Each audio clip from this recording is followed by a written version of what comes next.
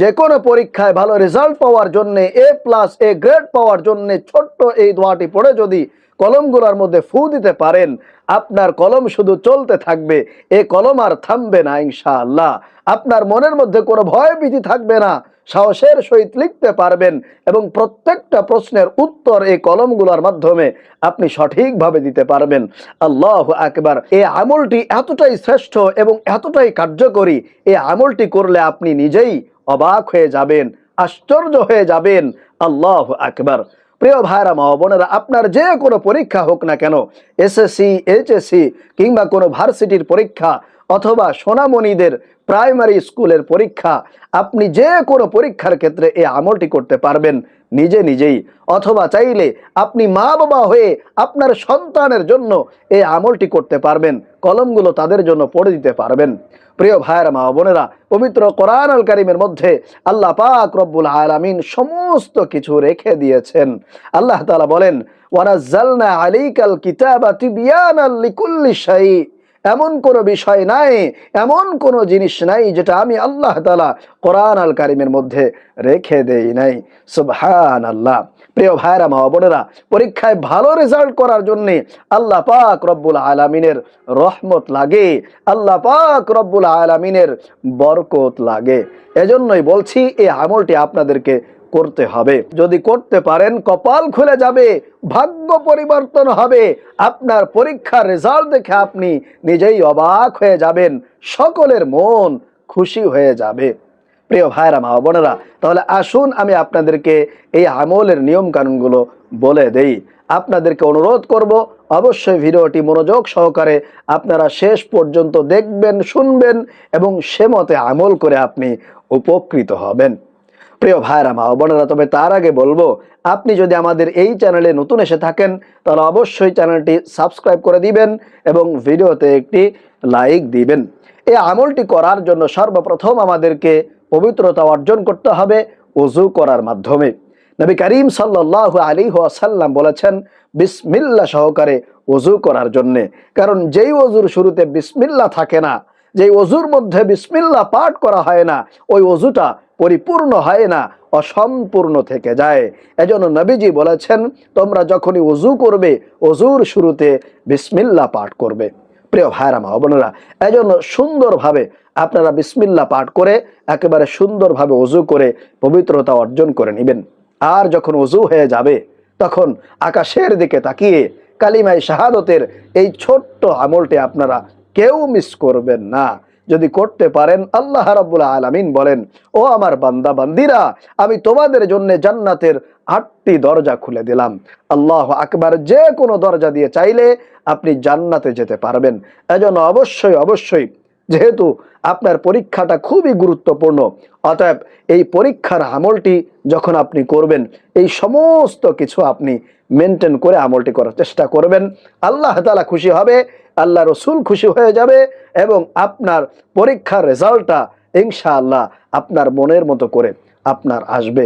এজন্য অবশ্যই যেইভাবে বলে দিব সেইভাবে আমলটি করার চেষ্টা করবেন। যখন ওযু হয়ে যাবে তখন আপনারা আকাশের দিকে তাকিয়ে এইভাবে কালিমায়ে শাহাদাতের আমলটা করবেন। আশহাদু আল্লা ইলাহা ইল্লাল্লাহু ওয়াহদাহু লা শারীকা লাহু ওয়া আশহাদু আন্না মুহাম্মাদান আবদুহু ওয়া রাসূলুহু। এইভাবে করে কালিমায়ে শাহাদাতের এই ছোট্ট আমলটি আপনারা ওযুর পরে করার চেষ্টা করবেন। যে কোনো সময় করতে পারেন, যখনই আপনি ওযু করবেন তখনই কিন্তু এই আমলটি করবেন। অনেক অনেক ফজিলত আপনার হাসিল হয়ে যাবে।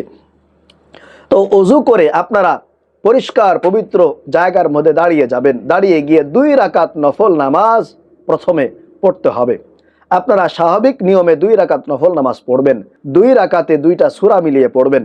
প্রথমে আপনারা আল্লাহু আকবার বলে হাত বেঁধে নেবেন, এরপরে সানা পড়বেন, তারপরে আউযু বিল্লাহ বিসমিল্লাহ সহকারে সূরাতুল ফাতিহা পাঠ করবেন। এরপরে যে কোনো একটি সূরা আপনি এই সূরাতুল ফাতিহার সঙ্গে মিলাবেন। এরপরে রুকু করবেন, তারপরে সেজদা করবেন, এরপরে আবারও দাঁড়িয়ে গিয়ে 2য় রাকাত পড়বেন। দ্বিতীয় রাকাতে সূরাতুল ফাতিহা পড়বেন, এরপর আবারও যে কোনো একটি সূরা, যে সূরাটা আপনি ভালো পারেন, ভালো জানেন, এরকম একটি সূরা আবারও আপনি মিলিয়ে নেবেন, মিলিয়ে রুকু করবেন, সিজদা করবেন।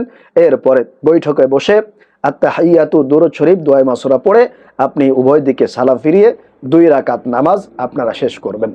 আশা করি প্রিয় ভাইরা মা বোনেরা 2 রাকাত নামাজের নিয়মটা আপনি বুঝতে পেরেছেন। আপনি শুধুমাত্র দাঁড়িয়ে গিয়ে নিয়ত করবেন যে আমি 2 রাকাত নফল নামাজ পড়তেছি, তাহলেই হয়ে যাবে।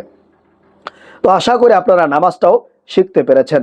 তো 2 রাকাত নামাজ পড়ে আপনি যায় নামাজের মধ্যে এই কলমগুলা, আপনি যে কলমগুলা দিয়ে পরীক্ষা দিবেন, এরকম 4-5টা কলম নেবেন। 4-5টা কলম নিয়ে আপনি বসবেন। বসার পরে 1 নম্বরে আপনারা 10 বার ইস্তেগফার পাঠ করবেন। নিজের গুনাহের জন্য, অন্যায়ের জন্য, পাপের জন্য আল্লাহর কাছে একটু ক্ষমা চেয়ে নেবেন, অনুতপ্ত হয়ে নেবেন। এজন্য ছোট্ট ইস্তেগফারটি নিজের অন্যায়ের কথা, গুনাহের কথা স্মরণ করে করে মাত্র 10 বার পাঠ করবেন। যদি তাসবিহ থাকে তাহলে আপনারা এরকম একটা তাসবিহ নিয়ে নেবেন, তাহলে সবচাইতে ভালো হবে প্রিয় ভাইরা মা বোনেরা। তো 10 বার আপনারা ইস্তেগফার পাঠ করবেন এইভাবে, আস্তাগফিরুল্লাহ, আস্তাগফিরুল্লাহ, আস্তাগফিরুল্লাহ, আস্তাগফিরুল্লাহ। এক নিঃশ্বাসে একবার পাঠ করবেন, 10 নিঃশ্বাসে 10 বার পাঠ করবেন এইভাবে, আস্তাগফিরুল্লাহ, আস্তাগফিরুল্লাহ, আস্তাগফিরুল্লাহ, আস্তাগফিরুল্লাহ। এইভাবে গুনাহের কথা, অন্যায়ের কথা স্মরণ করে করে আপনারা প্রতি নিঃশ্বাসে একবার পাঠ করবেন। এরপরে 2 নম্বরে আপনারা নবী করিম সাল্লাল্লাহু আলাইহি ওয়াসাল্লামের প্রেম, ভালোবাসা, মহব্বত বুকের মধ্যে ধারণ করে, লালন করে, উপস্থিত রেখে আল্লাহ রসুলকে খুশি করার জন্য, সন্তুষ্ট করার জন্য আপনারা 10 বার ছোট্ট দুরূদ শরীফটি পাঠ করবেন এইভাবে, সাল্লাল্লাহু আলাইহি ওয়াসাল্লাম, সাল্লাল্লাহু আলাইহি ওয়াসাল্লাম, সাল্লাল্লাহু আলাইহি ওয়াসাল্লাম, সাল্লাল্লাহু আলাইহি ওয়াসাল্লাম, সাল্লাল্লাহু আলাইহি ওয়াসাল্লাম 10 বার পড়বেন। এরপরে 3 নম্বরে আল্লাহ পাক রব্বুল আলামিনের শেখানো পবিত্র কোরআন আল কারীমের মধ্যে বর্ণিত এই দোয়াটি আপনারা 111 বার পাঠ করবেন।